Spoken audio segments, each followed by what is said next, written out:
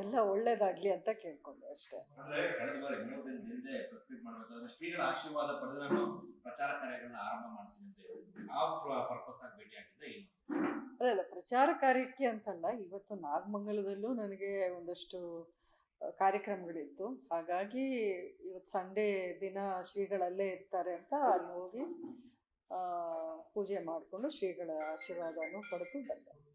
ಚುನಾವಣೆ ಸಂದರ್ಭದಲ್ಲಿ ಎಲ್ಲರೂ ಕೂಡ ಭೇಟಿ ಕೊಡ್ತಾರೆ ಅನ್ನೋದಷ್ಟು ಆಶೀರ್ವಾದ ಚುನಾವಣೆ ಸಂದರ್ಭ ಅಂತ ಅಲ್ಲ, ನಮ್ಮಲ್ಲಿ ಅಲ್ಲಿ ಆದಾಗೆಲ್ಲ ಅವ್ರನ್ನ ಮೀಟ್ ಮಾಡೋದು ಬೆಂಗಳೂರಲ್ಲೋ ನಾಗಮಂಗಲದಲ್ಲೋ ಅದು ಮಾಡ್ತಾನೆ ಇದ್ದೀವಿ.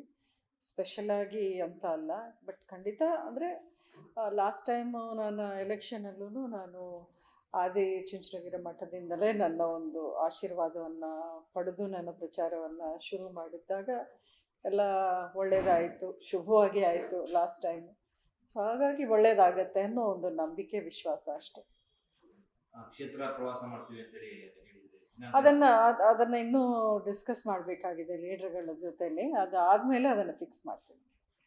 ಮೊದಲ ಹಂತದ ಬಿಜೆಪಿ ಟಿಕೆಟ್ ಅನೌನ್ಸ್ಮೆಂಟ್ ಆಗಿದೆ, ಮತ್ತೆ ಎರಡನೇ ಹಂತದ ನಿಮ್ಮದೇನಾದರೂ ಪ್ರಕಟ ಆಗುತ್ತೆ ನೆಕ್ಸ್ಟ್? ಇಲ್ಲ, ಅದರ ಮಾಹಿತಿ ನನಗಿಲ್ಲ, ಯಾವಾಗ ಬರುತ್ತೆ ಏನು ಅನ್ನೋದು.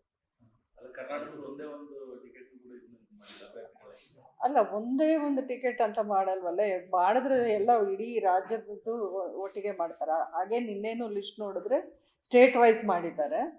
ಸೊ ಹಾಗಾಗಿ ಕರ್ನಾಟಕದ ಯಾವಾಗ ರಿಲೀಸ್ ಆಗುತ್ತೋ ಅದ್ರ ಜೊತೆಲೇ ಎಲ್ಲ ನಮ್ಮೆಲ್ರದ್ದು ಬರುತ್ತೆ ಅಂತ ಅಂದ್ಕೊಂಡಿದ್ದೀನಿ. ನಾಯಕರು ಮಾತಾಡಿದ್ರೆ ಇಲ್ಲ, ಅಲ್ಲಿ ನೀವು ನೋಡ್ತಾ ಇದ್ದೀರಲ್ಲ, ಎಲ್ಲ ಈ CEC ಮೀಟಿಂಗ್ ಮೊನ್ನೆ ಅಷ್ಟೇ ನಡೀತು. ಆಮೇಲೆ ಅವರೆಲ್ಲ ತುಂಬಾ ಬ್ಯುಸಿಯಾಗಿರೋವಂಥ ಒಂದು ಸಂದರ್ಭ. ಅಲ್ಲಿ ಅವರೊಳಗೆ ಇಂಟರ್ನಲ್ ಚರ್ಚೆಗಳು ಅವೆಲ್ಲ ನಡೆಯುವಂಥ ಸಮಯ. ಈ ಸಂದರ್ಭದಲ್ಲಿ ನಾನು ಡಿಸ್ಟರ್ಬ್ ಮಾಡಲ್ಲ, ಯಾರನ್ನೂ ಮಾತಾಡ್ಸೋದಿಲ್ಲ. ಮೇಡಮ್, ಕೊನೆಗಾಗಿ ಮೈತ್ರಿ ಟಿಕೆಟ್ ಸಿಗುತ್ತೆ ಅನ್ನೋ ವಿಶ್ವಾಸ ಇದೆಯಾ ಮೇಡಮ್? 100% ಇದೆ. ಬೆಂಗಳೂರಿನಿಂದ ಮಂಗಳೂರುವರೆಗೆ, ಬೀದರ್ನಿಂದ ಚಾಮರಾಜನಗರದವರೆಗೆ ನಿಮ್ಮ ಸುದ್ದಿ ನಿಮ್ಮದೇ ಭಾಷೆಯಲ್ಲಿ. ಕರ್ನಾಟಕ ತಕ್.